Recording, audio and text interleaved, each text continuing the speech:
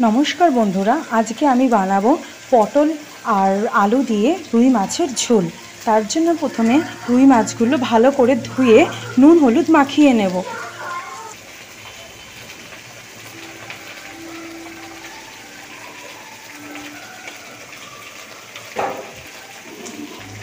आमार नुन हलुद माखानो हये गेछे। आमी एबारे एके एके माछगुलो सब भेजे तुले नेब।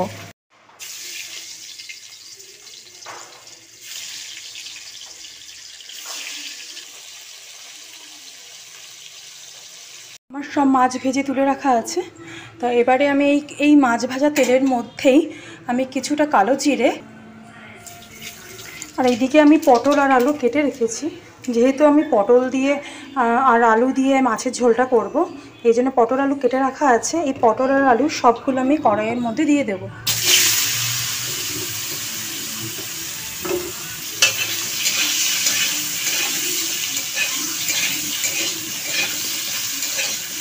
এর মধ্যে সামান্য নুন, সামান্য হলুদ দিয়ে ভালো করে ভাজা ভাজা করে নেব। এদিকে এই মাছের বাটনার জন্য আমি কিছুটা ধনে, দু টুকরো পেঁয়াজ, এক টুকরো আদা আর একটা টমেটো ভালো করে মিক্সিতে পেস্ট করে নেব। আমি আলাদা আলাদাভাবে করলাম না, আমি একবারেই সব মিক্সির মধ্যে দিয়ে পেস্ট করে নিলাম। আমার পেস্টটা রেডি।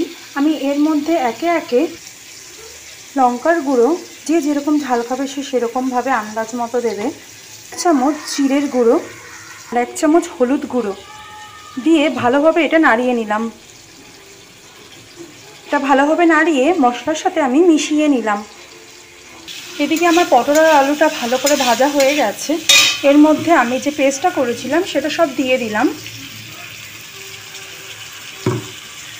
তো ভালোভাবে কষাবো যতক্ষণ না মশলার কাঁচা গন্ধটা চলে যায়।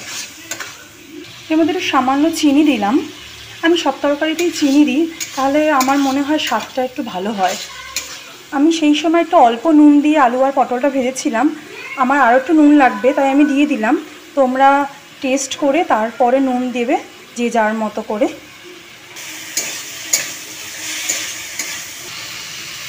আমার মশলা কষানো হয়ে গেছে। আমি এর মধ্যে পরিমাণ মতো জল দিয়ে দিলাম।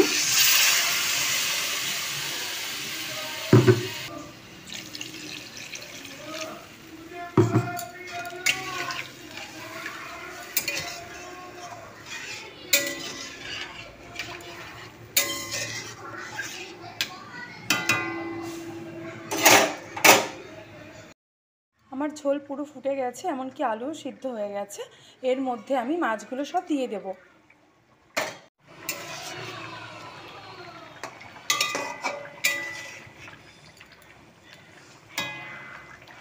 আমার পটল আর আলু দিয়ে রুই মাছের ঝোল কমপ্লিট। তোমরা বাড়িতে ট্রাই করে দেখো কেমন হয়েছে আর জানিও। টাটা।